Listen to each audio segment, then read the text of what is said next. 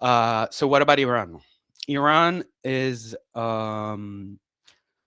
currently in a difficult situation energy-wise. You have a lot of energy resources. I hope you know this, because the foreign powers definitely do. So, um, yeah, don't forget about this. Let's look at your energy mix, for example. Your energy mix is, without much surprise, mostly. Can you see my screen, by the way? Yeah. Okay. Um, so your energy mix, electricity wise, I mean, is mostly from from oil, sorry, and natural gas. That's from the IEA for those who are starting in the energy, um, in the field of energy. IEA is the International Energy Agency. It's mostly led by Western nations, but it does have some good data. So if you need some sources for your research, this is a good source. So you have a lot of oil, a lot of natural gas, and there are main issues with this, especially when we look at your other resources. But we'll take a look at that in a second. The main issue with those two energies is the main issues are it's fossil fuel, so nothing new. You guys all have heard about the climate change thing and everything. But secondly, is what some of you have studied in energy economics, and what others will realize. There are some countries who do fall for a trap of relying too much on a single energy, and that's how you get dependent. And that's what we're all about today: is finding autonomy, independence. So here is the way I'm gonna get into this issue. So you have neighbors who don't like your energy too much. You have people all over the planet, like on the other side of the planet, who are also not too fan of you guys having energy, apparently. So you're working with a lot of constraints.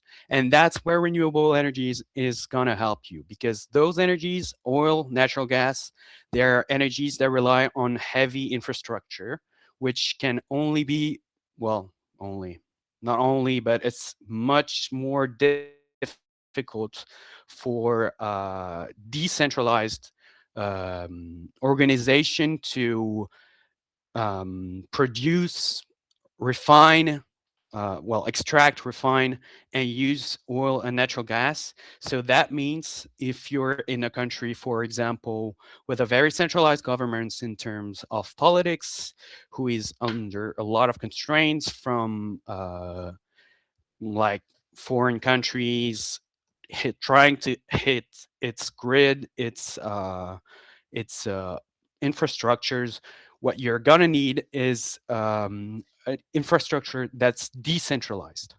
Decentralized because it will um, it will bring the energy production and the energy consumption closer, both geographically and in terms of grid. So that means less reliance on huge grids of either networks of oil and gas and all the infrastructures that's used with it, but also with for electricity. Electricity is in Europe we have big grids that are handled by TSOs. It's a huge grid that links all of Europe, as a lot of you know. Uh, we can afford this sort of comfort because we have relative peace in the region. What Iran will have to do is establish that peace through development, and that's where you, as engineers, will play a role. How can you do that? Well, you take away the power and the reliance on a centralized energy mix, and you use renewable energies. Let me be more specific. If you look at global wind atlas, for example, let's say, so this global wind atlas also a very good source for to study energy. It's got some very valuable data, and if you're using WASP for um, windmills, you will be relying a lot on Global Wind Atlas. But okay, no, let's not focus on Turkmenistan right now. Back to Iran. You have a lot of wind power. I think there's some project over here, especially since I think the power density is not too bad, and you have those rough terrains. That's gonna help. So here, I think you have some wind farms. I need to check again. But what you can see with the mean power density, so mean power density is how much power you can extract in a certain surface area. You have a lot of energy that's all across the countries, all across the country. Sorry. I'm thinking Shiraz, for example, which is on the other side of the the mountains from Tehran. That's energy that can be directly used in this province, and that does not need to rely on the central government. Uh, what do I represent Shiraz for all my homies from there? Would love to go there. Looks very cool. Good wine as well, apparently. Um, so what I want to get to with this, so you can check also this is PVGIS. It's a really great tool to simulate photovoltaic plants. So if you want to study solar power potential in your country, it's pretty straightforward. Honestly, it's the closer you are to the equator, the more energy you have.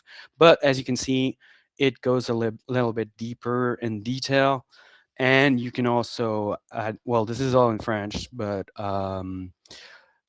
you can add some data to really study your infrastructure, like design your infrastructure. Um, and what I want to get to is that the renewable energies are not localized. So that means you can find renewable energies pretty much everywhere in higher or lower quantities, but at least you'll find energy wherever you are. You don't need to rely on a centralized organization. Uh, just a little reminder, one of the few instances of wind power was right next door in Babylonia and in Mesopotamia. It's this little machine. I think this. I don't have the images, but basically, yeah, 17th century BC. That's a long time ago. It was developed in the region. You also have a lot of energy potential in terms of wind. And what I want to get to is renewable energy is also can be very much easier to implement without the need for centralized organization. What I mean by that is you have designs, and I invite you to study those designs because that's where you will make a difference without having to go through the complexity of an administration that is working against you. I have an excellent example of this, which is the Piggott wind turbine um, design. So one sec. Yeah. Uh, Hugh Piggott, I really invite you to look up who this guy is. He spent like 8 years perfecting windmills that are. He makes I think 8 designs. He's located on an island in Scotland that's super well. It's relatively windy and with a lot of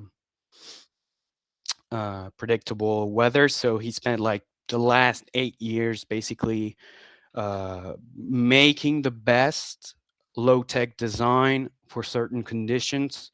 So let me give you an example of what it looks like.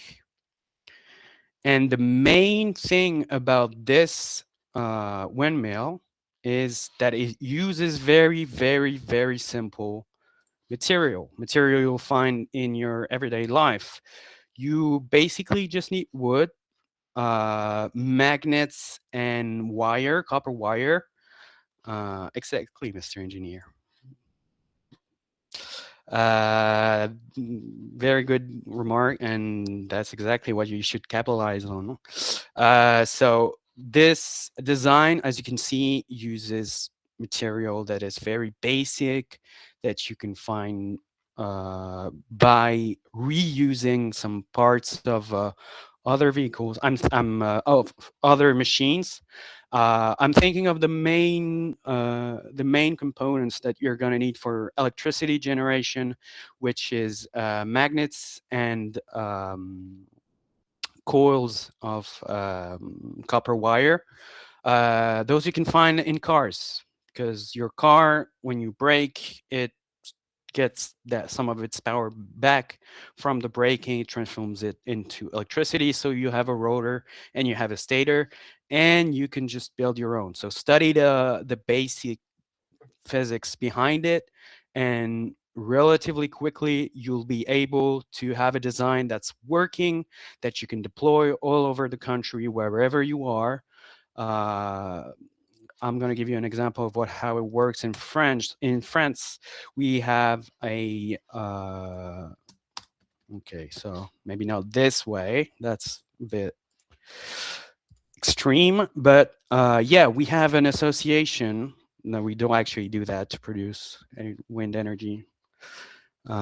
We have an association that basically finds people who are willing to build wind farms. And yeah, this basically, as you can see, you can do this in your backyard, basically. Like, this is a super simple design. You got to think about a few things.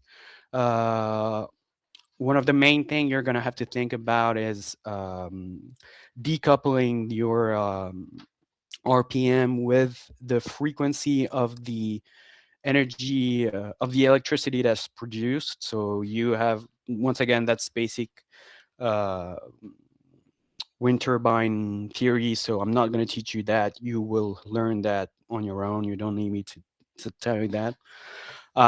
But the idea is this kind of design offers independence and autonomy for very local communities. You just need to have one guy with the right plans, able to have a team working on it. You use spare material, and you have energy wherever there is some wind.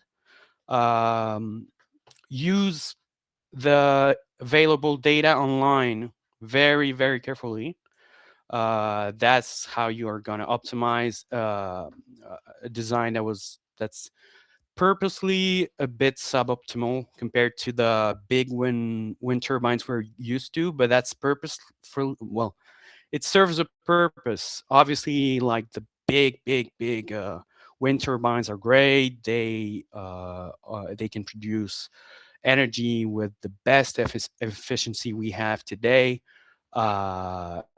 better than Pickett's design. But yeah, once your 10 megawatt uh, uh, wind turbine was hit by a bomb, a missile, or anything, you've got 10 megawatts fewer in your grid, and it's going to take years before you can get it back up. So once again, you have a country that's not too far that doesn't want you to have access to an energy that's reliable, an energy that could meet your energy needs. And its main mean of taking away this ability of your country to develop its own electricity grid with other sources of energy rather than oil and natural gas, which is, as you have seen, a commodity that's become the source of conflict. Well, you can't really fight over wind. They can't really cover your sun. So at least you got that for you. Uh, Not gonna put any, like, not gonna sugarcoat it. The wind turbines are, I think they're around five maximum, like something like 5 kilowatts. So don't expect them to be a replacement for those big windmills. But the point is that through a more decentralized, a more you can, like, once again, you need very little resources to start building from this, and you can start making a grid. You can start making isolated grids, because one of the main levers also that certain people in charge may use is to, well, cut away your energy, cut away your electricity. If they can just push a button back in Tehran and you're over there in, I don't know, in Shiraz or anywhere else, and you don't have electricity for months, it's going to become a siege. And the one way to do that is to have easy to manufacture, easy to maintain, easy to rebuild sources of energy. And think wind farms, they were basically this. They used wind energy all over the country because it's everywhere. And if you want to use it, you can use it locally very simply. Um, some things to remember when choosing your energies is redundancy. Redundancy is also something that's really, really, really important in the context of renewable energies, because redundancy will ensure that the constraints of a single type of renewable energy, let's say solar, which only works when there's sunlight, obviously, um, well, you need something else to help you produce power and also store power. And energy storage, you have a bunch of options, and it's gonna ensure your grid stability as well. And you need to start thinking now how this country will ensure its grid, um, well, its grid resilience without having a centralized organization. So that's the second topic I'll be talking about in the other 25-minute increment. We have 2 minutes and 30 seconds left. So,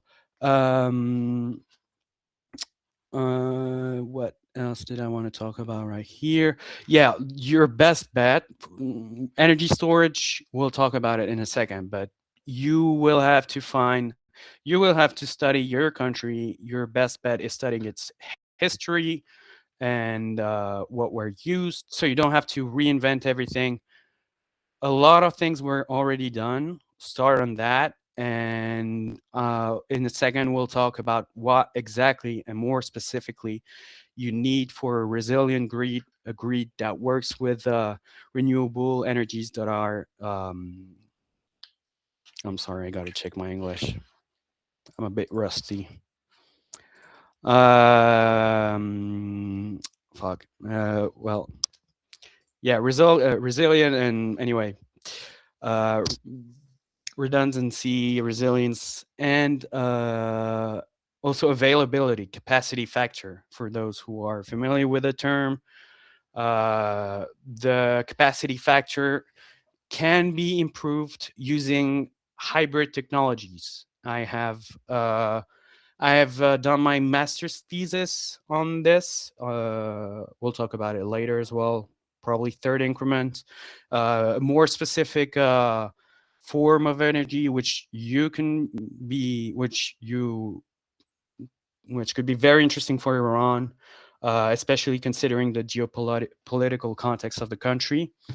Uh, 50 seconds. So to finish off quickly with yeah, why we are talking about those uh, those constraints, renewable energies. It's not just like to please polar bears or whatever. You're at the border with Afghanistan. You need to have the people here have access to energy.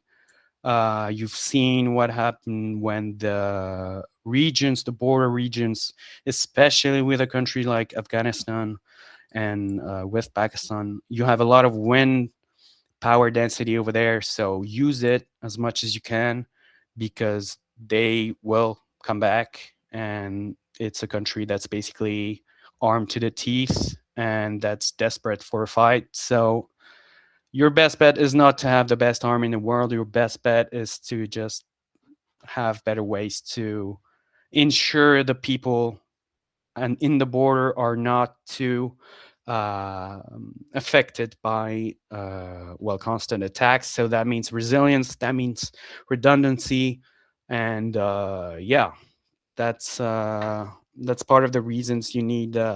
You're gonna need some diverse energy mix, which was my starting point. Okay, so I've reached 25 minutes. I do need a 10-minute break because my brain is starting to not work. So see you in 10 minutes. And if you have any questions, feel free to write them in the chat. I will try to take time to um, read them. But once again, if you want to talk about something, either if you have a question for me, or if you want to talk about something with your fellow comrades, we're all comrades here.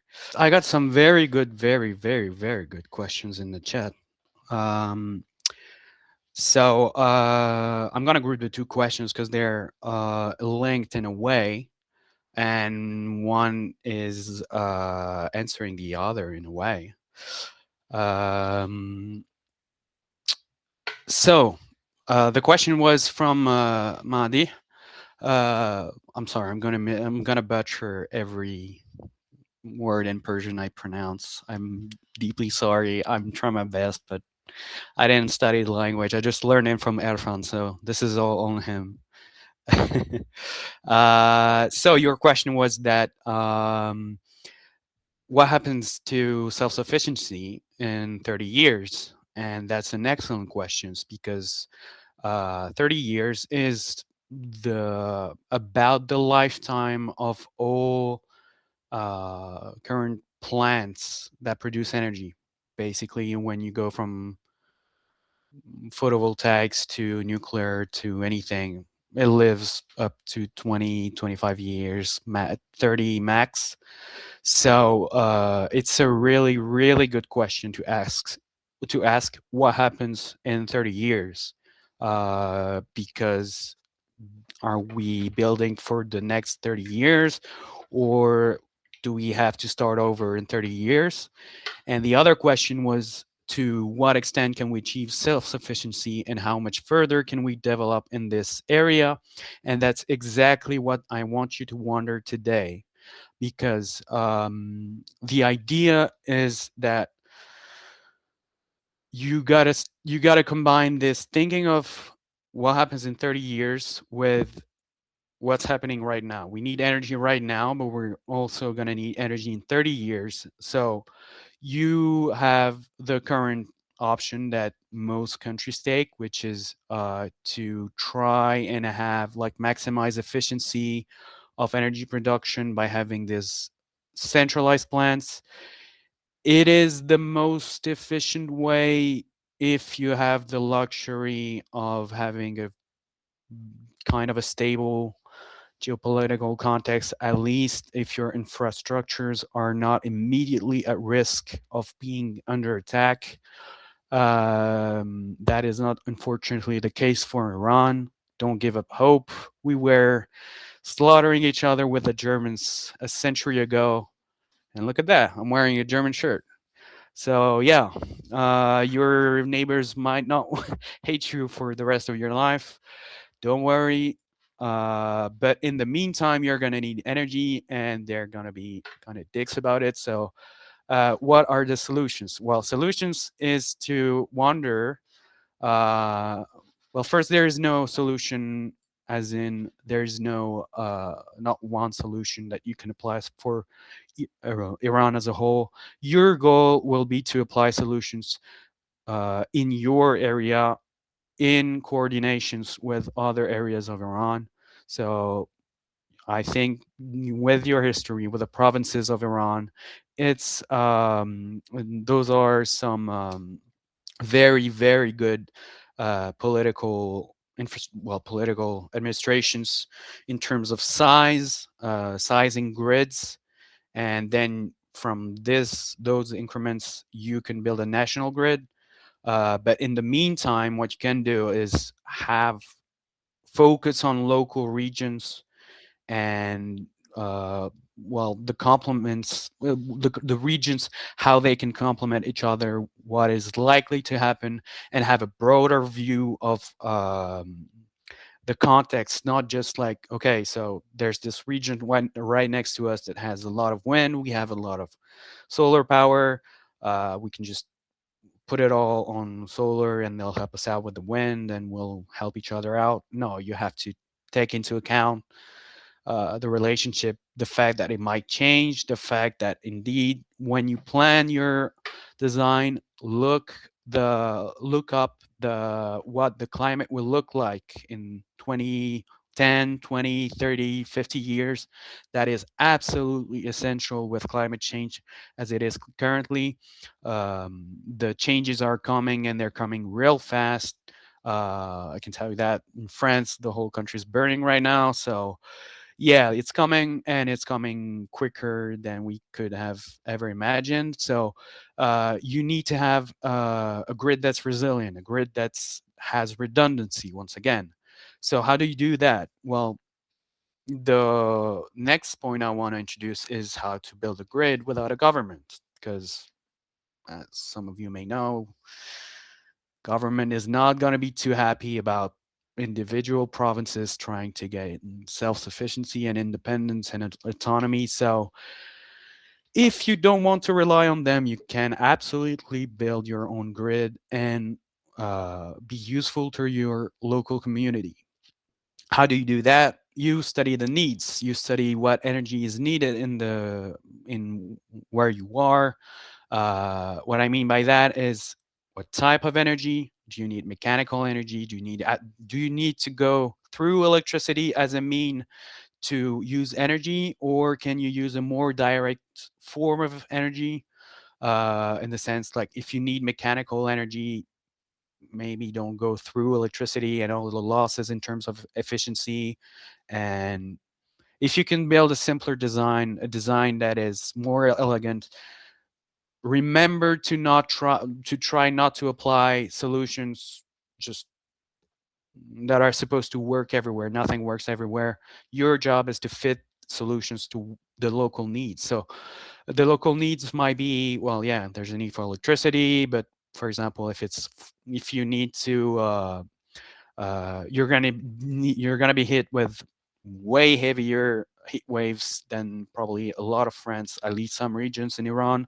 If you need to well, for example, one big example in France is everyone started buying AC units. So that's a lot of energy consumption. That's big surge in the energy consumption. If you want to, and it's an energy problem because we're being hit by heat waves and people want to move the heat away from their house.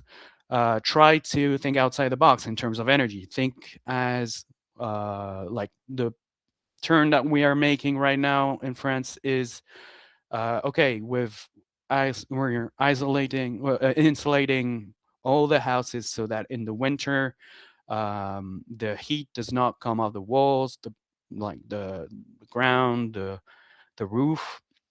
That's perfect. But what about summer? Now we have houses where energy doesn't go out. So how do you make sure that it doesn't stack up in through heat, and that's where you're going to have to be creative. There are several options. The most obvious one we need to apply here in France is to use more vegetation, greenery. I know it sounds counterintuitive to energy students. Why this all of this energy wasted on plants? Really? Well, it is useful actually because they're tiny solar panels. They're not built in China. They're like they grow right next to you, so you can use those, and they transform well heat from the sun, from the rays, like heat from radiation. They turn it into oxygen, which is kind of nice and also refreshing for a house that's well insulated and not necessarily well suited for high temperatures. It'll protect you from make a cover that limits the introduction of energy. Once again, you have to think what's the climate going to look like in 20 years, 30 years? Am I planting the right plants? Is my system redundant? Can I move it quickly? Can I fix it quickly? Can I replace it? Those are the questions that you need to ask yourself. Don't try to reinvent everything. Use your country's history. You have a rich, rich history. Get access to that history through books, through your authors. You produced a lot of literatures, a lot of literature about what happens in your country. So use this as how they did it and get inspiration from that. I'm not talking about okay, do like live like they lived. I'm talking about okay, yeah, I didn't realize, but for example, since they had maybe more day-to-day things, they saw things that we don't necessarily see. We navigate with maps, they navigate with landscapes, so there are visions that you might not see. And that's why I took the example of the windmills at the start of this class, because that's one of the innovations that were born as and perfected, as one of your comrades wrote in the chat. It was born right where you are, so you don't need to reinvent everything. Try to look up your history, see what was produced where in terms of well, transform products, because that requires energy, and that will give you leads to find where energy comes from in your country. Be as exhaustive as you can. Energy comes in many forms. It's tempting to transform it directly into electricity, but you have a bunch of ways to use energy, and like transforming it into electricity is you haven't defined, like you can define a use of energy that can be localized and uh, predict predictable enough to be directly well, where the consumption can be directly linked to the production. So that's where you're going to need electricity. Is going to serve as a kind of currency. Some other way, some other place is producing energy, you need energy here. So yeah, that's the purpose of electricity. It powers a lot of machines as well, but once again, you need to have the machines, you need to have the infrastructure. So if you want all of that, you're going to need either value or energy at least to create that value. So it's a kind of a circle. It's going to become an improving circle. Once you get access to energy, then you can access further innovations. You can optimize your design. uh, Energy is how you're gonna like make local economies sprout, and like not rely on a country that's being run from just one desk, basically. Um, yeah, what I meant by look up your history is, once again, don't try to reinvent things. that are already working well, uh, improve on what's been created, introduce innovation to specialize, optimize if you can. Um, but yeah, you need to study the needs and you need to study the resources, because that's the main thing about your grid is you're going to need to ensure its stability. What you want to avoid is blackouts. Blackouts happen when you have energy production and consumptions which need to be at a very, very uh, precise balance. You're going to need stability of the frequency of your grid. I'm not sure, Irfan, maybe you can help me out on this one, if it's 50 hertz as well in Iran or if it's another standard frequency for electricity. But basically, that's got to be taken into account. Yeah, 50, okay. Um, that's got to be taken into account because it also um, the first thing you can do with this information is try to match your consumption as much as you can with your production. That's your best way to avoid having the problem of a discrepancy between production and consumption. And so you need to know what hours of the day do people like consume their energy. Don't take like general examples. Everyone has heard of everyone who's been taught solar knows about the solar curve, solar duck curve. um, don't think it applies everywhere. Like, study the local need, because if you apply your results depending on something that was deduced elsewhere, it might not work and you might just lose efficiency because you're blindly believing something that's not suited for your case. So yeah, use history, use your knowledge of the terrain, geography.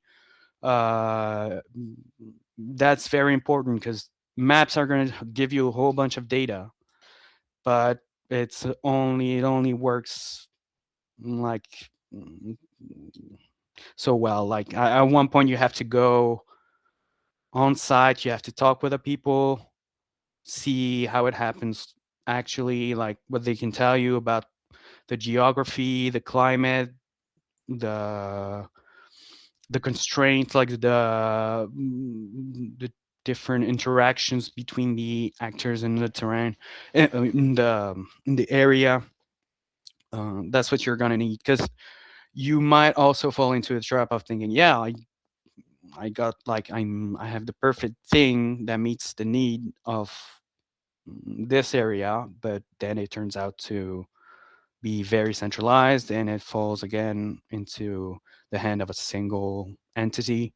So you lose that autonomy, which is to have not rely on two centralized bodies to distribute your electricities, because that's power in sociology. If you have if you can limit the access to power to the people in your well, in the people you interact with, you have power over them. So careful with the shift of powers that are going to be caused with giving responsibilities to certain places. um, and so once you've identified the lot of loss and waste in the transmission and distribution grids. Yeah, I don't have the figures. Just reading a question that was asked in the chat about the efficiency of the transmission and distribution grid. Once again, those are infrastructures that are going to be targeted first. So yeah, you have a lot of issues, and trust me, even in a peacetime country, it's a I'm going to try to be as polite as possible. It's a damn hassle to maintain such a grid. So don't expect the transmission grid to be in the short term very reliable, because it's complicated enough as it is. Your best bet, once again, is to limit the need to carry energy from one place to another, because we haven't really mastered a way to make it like resilient, redundant, and but that's a very interesting point, and that's going to be needed for the development of your country, and that's also a very important point, because the grid stability is also ensured by the complementarity of different technologies, as I mentioned earlier.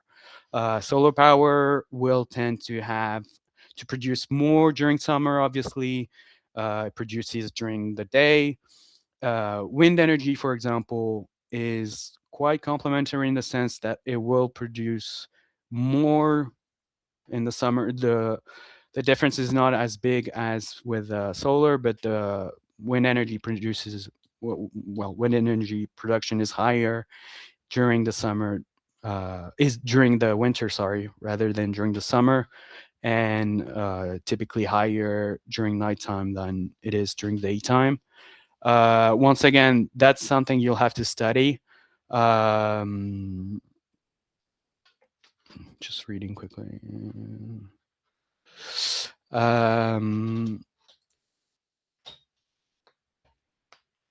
yeah, technology complementarity, and another big thing you're going to need to think about is your energy reserves. And what I mean by reserves is storage, but not really storage. Energy storage is a need because it will happen that your production or your consumption is not aligned with each other. And as I mentioned earlier, there needs to be basically a perfect balance. So there are three types of uh, reserves of energies. A lot of you know them: primary, second, third. Try to decentralize them as much as possible. You won't be always able to do that. Over in Europe, we have the example of um, Spain, which is very much reliant on solar power, and they recently had a power cut of about 30 gigawatts that led to a blackout in the whole Iberian Peninsula. So that means entire Spain and Portugal were completely out of energy for, I think, like 24 hours or something. So the whole country, well, both countries, it's like renewable energy is great, but the current reserves heavily rely on rotating machines, on either thermal plants or other technologies, such as dams, which, in my opinion, will be very important also. I haven't had the occasion. I was looking up the geography of Iran, but use lakes. Lakes use huge bodies of water. Make sure you do it in a sustainable way. Otherwise, you're not only dooming a great energy storage, uh, great way to store energy, and you're also killing your biodiversity. So you're killing pretty much your land if you don't take care of that. Like, don't do the RLC thing like the USSR did, like dry it and then nothing grows and then it's just wasteland. Basically, just don't create wastelands in your country. I don't think any of you want that. So when you make a dam, think about the biodiversity. Once again, try to think of other disciplines when you're making an energy decision. It's really important that it's complementary with other fields of engineering and other fields outside of engineering, because you will have serious impacts and you will have to make compromises. Don't try to get the best system out. Like, don't try to that's the problem we have in France. We have great wind turbines, but we have a problem that's called NIMBY. NIMBY is NIMBY. It's not in my backyard. No one wants a wind turbine in their landscape, so we're not deploying wind turbines when we know we need to have more renewable energies. Well, you're going to have to work with your fellow citizens. And if you're striving for democracy, you have to listen to them. I love wind turbines, but I have to listen to the people that don't like them. And that's how I came up with the idea of having decentralized, more like closer to what we had in history with windmills, with the historical landscapes. It will be easier for people to accept certain concepts if you make it compliant with what they have as an idea of what it should be. So don't try to force solutions. There's always you don't need to compromise to the point that your system becomes useless. Your job will be to find the right balance between, okay, I'm going to give you energy. I'm going to make sure you have energy, but yeah, okay, I'm willing to accept, okay, we don't go through this forest, or this building stays intact, or whatever, or okay, maybe we this is seems great, but we can't do it because of some reason that might sound stupid, but every field has their own weight, and you need to take every field into consideration, because just engineering leading the way is not the way to go. It feels hard to say as an engineer, but yeah, we can't be ruling the nation alone. So uh, make sure you work on that in advance. Uh, that's another 25 minutes. I'm gonna keep going for a while because I feel like I didn't get to talk much. So the resources, yeah, you need to anticipate what happens in the future. The maps that I showed you about the resources in your country is obsolete, is already obsolete today, probably. Um, Keep an eye on it. Keep an eye on the evolution. Study the evolution if no one else is doing it, because you're going to need it. Everyone in your country is going to need it. And that's like the best way to make sure your the designs are meant to last. Um, and when you design a system, well, once again, you have the constraints of what the climate will look like, and also the geopolitical constraints, as you know. So tense regions, not very nice neighbors. So make sure you build infrastructure that's robust, that's resilient, that's redundant, so that when you're hit, when your infrastructure fails for whatever reason, you have something else that can start running, and mm, that's like that's going to meet the needs without putting the whole nation into a blackout. Um, yeah, make sure to stick to the engineering method, honestly, because there are a lot of concepts out there, and having worked on a concept that was developed when you like start actually looking into the different components, the different hypotheses that were taken, that's where you find that, oh, okay, so they completely ignored that, or this is suited to a completely other environment, and that's where you're going to add value. You're not necessarily going to be the next greatest inventor or the person that like finds the next the solution to energy in Iran, but at least you can make a difference by specializing concepts for local local needs. Okay, for this last 25 increment, I want to focus on uh, energy storage and why you need it. So, we've talked a lot about production. We have talked a bit about consumption, and we've talked about grid stability and grid robustness.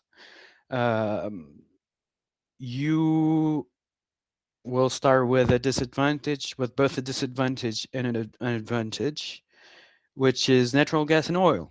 Your your land is full of it, so you got that going for you, which is nice because it's a very valuable resource energy wise. But I invite everyone. I believe most of you are familiar with the concept. For those of you who are not, I invite you to look up what the resource curse is in terms of uh, economics and country development. Uh, Basically, don't put all your money on oil and natural gas. Climate change aside, uh, it hasn't worked out for other countries throughout the 20th century. Is going to be even harder in the 21st. But oil and natural gas have excellent energy, specific energy and specific power capacity. So that will give you some flexibility when it comes to reserves. A basic summary of what I mean by reserves for those of you who are not necessarily familiar with the concept.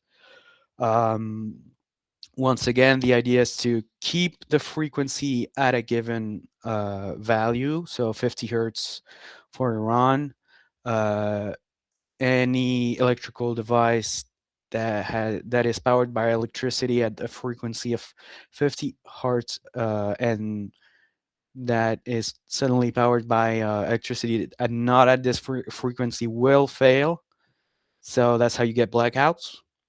And well, there are two ways this happens. This imbalance happens. Either it's a drop in consumption or a surge in production. Um, Thankfully, production tend to be more predictable, especially uh, like you won't get absurd statistical results with renewable energies. They're pretty steady, somewhat, let's say, not as steady as thermal machines. But what you can do with thermal machines, since you have that much natural gas and oil, is build up your energy storage by using natural gas and oil as a temporary um, solution to meet the needs for those reserves. What I mean by that is, once again, so energy reserves, they serve the purpose of restoring the balance between power production and consumption, with the idea of keeping the frequency at a certain level. The primary reserves are used uh, to limit the sudden impact of this imbalance of power. So, what that means is you need to have a way to produce a ton of power. Uh, and since we haven't like invented the technology that allows us to have a ton of power for a long period of time, it's going to run out of energy pretty quickly. So you need something else to take over, something that's a bit slower to start, that doesn't have as much power density, or at least the ability to deliver power uh, in a short burst, but that's able at least to buy some time after the primary reserves keeps the frequency at an acceptable level. The secondary reserves will take over and, well, maintain the frequency within an acceptable um, range, uh, around the given value. And tertiary reserves are meant to restore stability to the grid, basically go back to a more normal situation. So for each of those reserves, you have different needs. Primary reserves need to be able to deliver a ton of power in a short amount of time, because generally how this happens is uh, you have a sudden surge in energy consumption, or one of your power station fails, so you have a full of energy production, so you need to be able to fire up something to help compensate the energy production that's missing. So that's what I meant by natural gas and oil are a good ally with that, um, since well, you can start up an engine rather quickly and have reserves. Have Well, they can almost play any type of reserves, like natural gas, oil, and oil, in the sense that, yeah, you can fire it up pretty quickly. Like you look at, for example, emergency generators for hospitals or places like this, where you need to be able to have um, ton of power in a like limited amount of space. That's great for that, and that used to be great with thermal machines, because once again, the idea behind grid stability is to keep frequency at an acceptable level. And with thermal machines, as with any machine that uses a rotating device to produce electricity, exception with the wind turbines, but I'll talk about this in a second. Uh, Thermal machines, they used to be those regulators because mathematically, basically, the frequency of electricity is proportional to the rotation speed of your rotating device. So when you have gas, oil, even nuclear, you have some control over how much steam you blow into the turbines. So you have some control over how much power is produced, actually, and at what frequency, since you have control over uh, the rotational speed. These plants are getting out of date for a ton of reasons. Once again, you don't want to have too big of energy infrastructures, so that you have some self-reliance.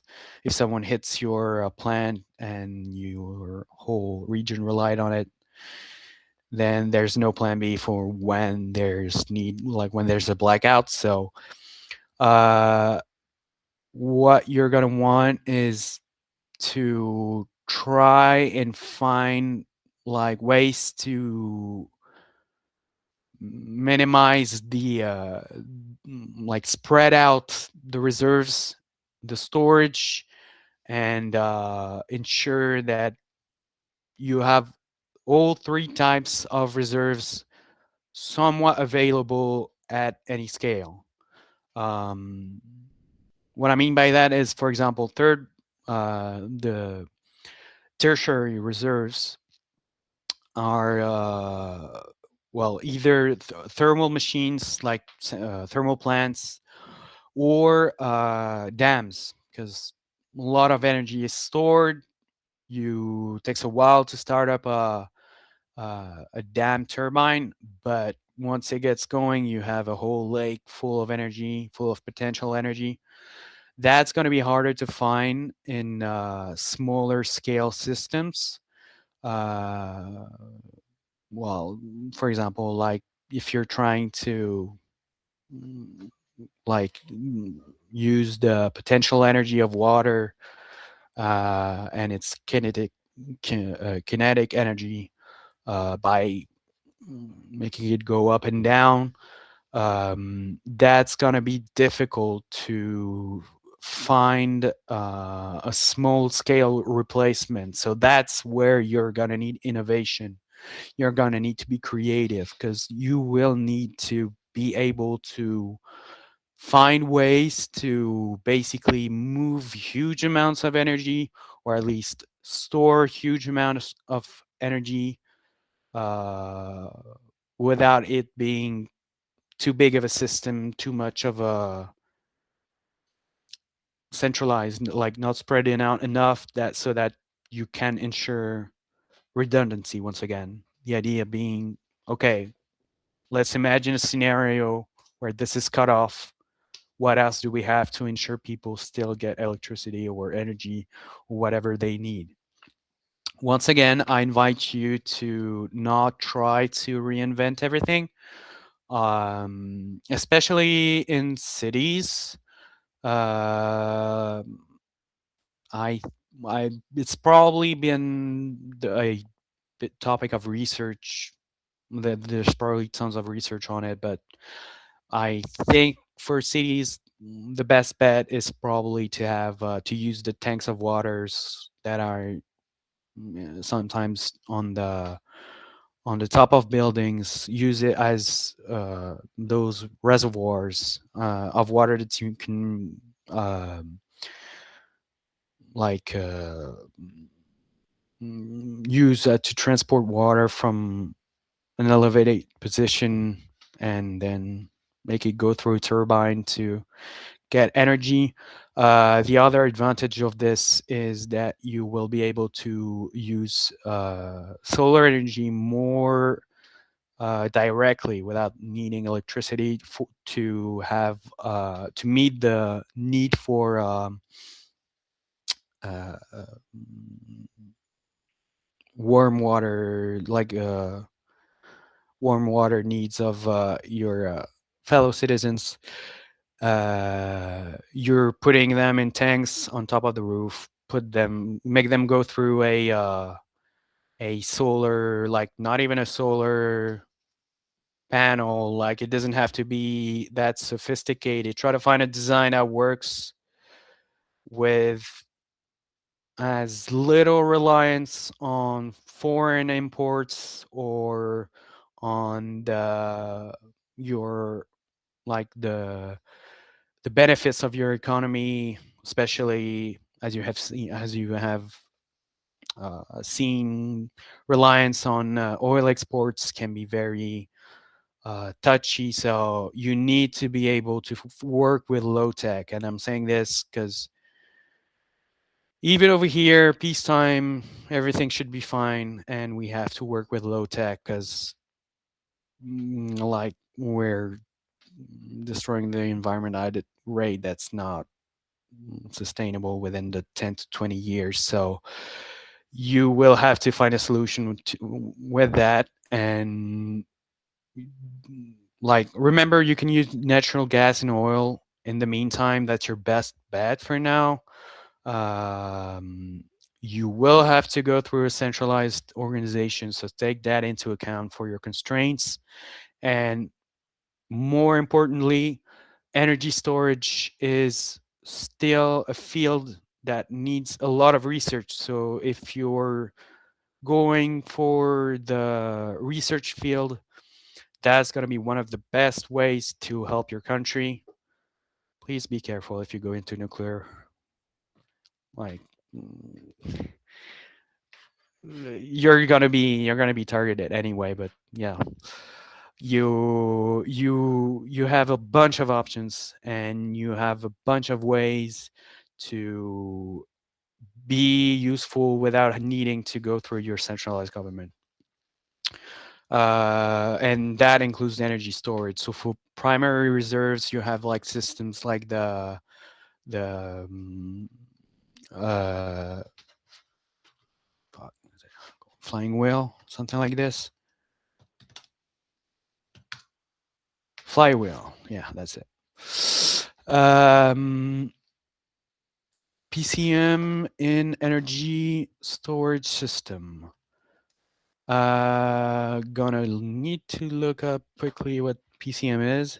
Oh yeah, phase change materials. Right. Uh, from what I gathered from my classes, it is a good system. It's definitely a system you should use because I think, especially in Iran, you have access to some uh, salts, and I know molten salts have shown very promising results in terms of energy storage. But I think, unfortunately, I mean, don't give up on it. Like, use it as much as you can. It's definitely an excellent way to store energy. It's a way to reliably store energy, and it's not that complex. You just need to select the right material and have the right infrastructure. But all of you are engineers, and you know how to do this, so capitalize on it. But from my understanding of the field, it's kind of reached a plateau in terms of optimization. So you won't be able to like it's basically like the state of the art is reaching a level of maturity that's not going to move much. So don't expect much more than what's available, but definitely use it because it's a way to store energy in like that can be used both for its thermal energy and for electricity production. So it's definitely a very good resource. Plus, you have a lot of solar power. So CSPs, concentrated solar plants, anything like that is once again another, like, it's a good option. Once again, you don't want to have to rely on foreign exports too much. So photovoltaics is mostly produced in China. China is a very good uh, like eh, they're good economic partners. But yeah, you don't want to rely on them too much, because once they decide that, yeah, you've had enough solar panels, we're going to stop exporting them now. If you haven't developed a sufficient um, solar industry, it's going to be kind of tough to like find replacements that are going to be needed rather quickly, because your systems are going to be degrading faster and faster with harsher environments. So think resilience. Don't try to make plants too perfect. Make plants that work. And PCM, definitely, there's definitely a lot of research to do on it. It's definitely I have a hand risen. 1 second. So it's definitely a field of research that needs to be further developed, and I think Iran is the perfect testing ground for new technologies, innovations. With that regard, this will become tomorrow's exports for Iran's economy. You have to even oil and natural gas, like, don't neglect them. We are still gonna need oil and gas, as painful it is to admit. We're gonna need it for let's say, more niche and specialized uses. We are starting to figure out that, yeah, we are using too much oil and gas in our energy mixes, especially in Europe. So what you can do is lead the way in terms of innovation on how to use in the most efficient ways and in very specialized fields where you can't really avoid using gas or oil, or you have to adapt, for example, for hydrogen based systems. You can use infrastructure and knowledge and uh, like like your technology, the mastering of this technology, use it as a lever for innovation with high added value. That's what the other countries are going to be looking for, systems, because once again, once we all start agreeing on using more renewable energies, you can't really export that energy anymore. What you want to export is uh, technical knowledge, technical systems, and that will be your greatest strengths